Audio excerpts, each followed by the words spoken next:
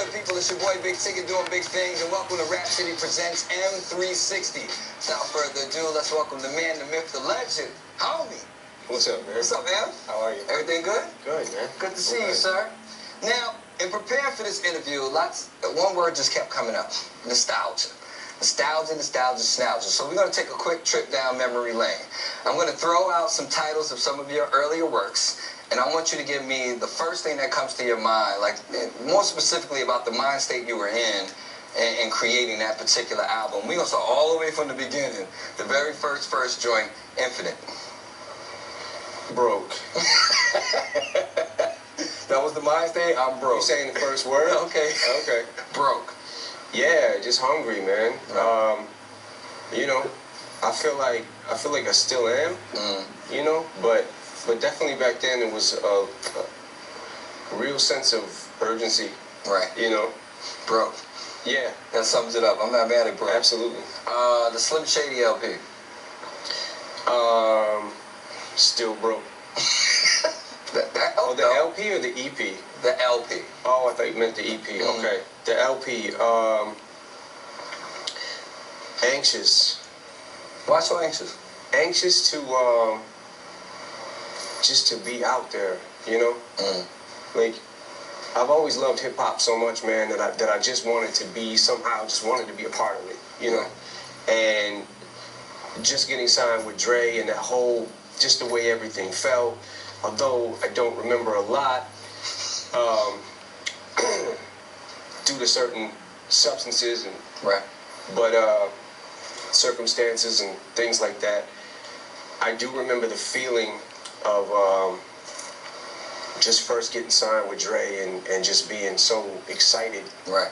Like, yo, I can't wait to just be out there, you know, and the anticipation of what would happen or whatever, you know. All right, well, very apropos, Relapse. But that was one word, by the way. No doubt. Relapse? Relapse. Off drugs. Those 2 words. That's fine, but how was that? How was that creative experience? It was interesting, man, because I don't know if before Relapse, maybe like if we're talking like the Infinite album, you know, and pre-signing with Dre and all that, from that point on, I don't know if I had ever wrote or did much sober at all, you know. So Relapse was the first album and first recordings that I had did, you know, where the lights came on, and sober. So it was interesting. Like, I was still trying to figure things out and get my feet wet again, as far as just getting back out doing things, but not having certain things to rely on, you know, to do it. But it's interesting. Fun time. I had fun making the record. Indeed. You know? Yeah. Marshall Mathers LP #1. You're doing these out of order purposely. What you think about? Because I'm thinking of my next answer. I'm trying to think of my next answer. Like, because I'm thinking that Recovery's coming. Right. And then, I don't know. Well, we can go to Recovery.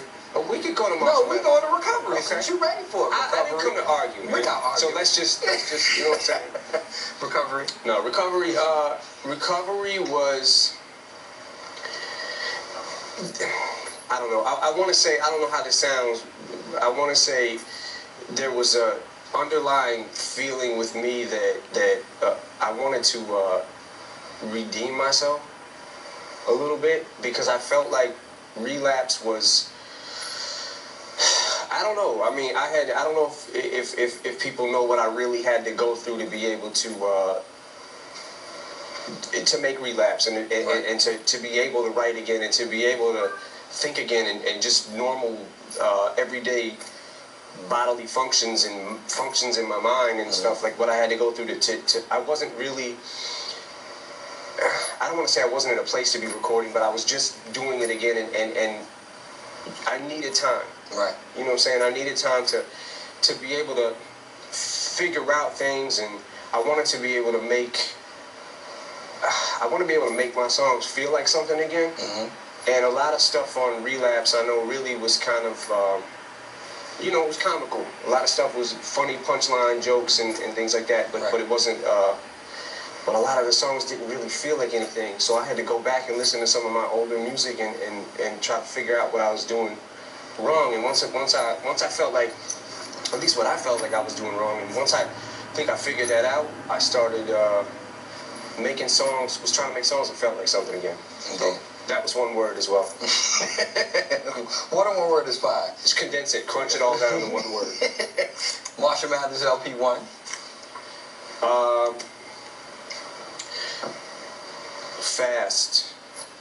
Fast, like things zipping by me. Right. Everything was happening really fast at that point in time, so it's a lot of it's really blurry to me. But just this swirl of like so many things happening at once felt like, you know, it just felt like my life was whizzing by me. I kind of felt like I was being drug here and drug there, and I almost didn't feel like in control of my life anymore, and all I wanted to do was rap, you know, but I didn't know how much work and actually stuff went into. Please say that again for all of these wannabe artists out here. How much? It's a lot of work, man.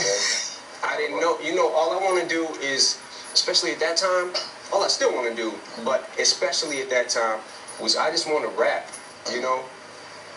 I come from the underground. Yeah, I'm an underground MC. I just want to rap. I just want my records to be heard by enough people to where I get respected by my peers. Right.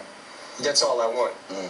You know what I'm saying? Like, I don't want to go do this show and that show, 3 shows in one day, and then go over here and do this, you know, club appearance and do, you know what I'm saying? Like, it's just a lot, you know. And at that time, I wasn't ready for it, and I don't think nobody was like, you know, in the camp. It was just like, it was crazy for all of us, man. Well, that being said, and this is a little off topic, would you go back and change any of that? I don't know if I go back and change any of it. I may have wanted to do some things differently, you know. I certainly would have probably tried to choose a different path with, you know, hate to keep going back to the drugs and things like that, but I would have tried to have chosen a different path. But I don't know. I mean, you know, I'm here now, so I'm alive, man, so that's cool. Indeed. So, now, if you could go back to, say, 1996 Slim Shady and talk to him, what would you say to him now? Stop. Stop everything. Cut it out. Knock it off. 1999 Shady? Or wait. I said 96. Oh, 96 Shady. Yeah. Oh, keep going. Right. Stop when you get to the Slim Shady LP. Stop. Slow down. Slow down. Slow life down, or just slow down? Man, just slow down. Take a breath. Like, I never got a chance to really enjoy what was happening because it was happening so fast, but also because I felt like I needed certain things, and then it just became a big ball of. Believe that. Okay, we will. Sorry. So as we near almost 2 decades in the game for Mr. Eminem, you've got your core fans who are, you know, rabid Eminem fans, but now you're also speaking to a new generation of fans. What do you think about you and your music makes you relevant to this new group of kids? That's a hard question for me to answer. I don't know. I think that you would have to ask them that. Okay. You know, like I don't know. The only thing I do, man, is I try to. I just love hip hop. Right. And working on the craft and you know, just I'm an MC to the core, and I just stay at it. So other than that, you know, you put things out, and I guess you hope to be relevant. Right. And you hope that it's going to connect with certain people. And I'm thankful that there are people out there that it does connect with, you know. But as far as what makes it that way, I'm not sure, because I just, you know, I just rap, so. That's what's happening.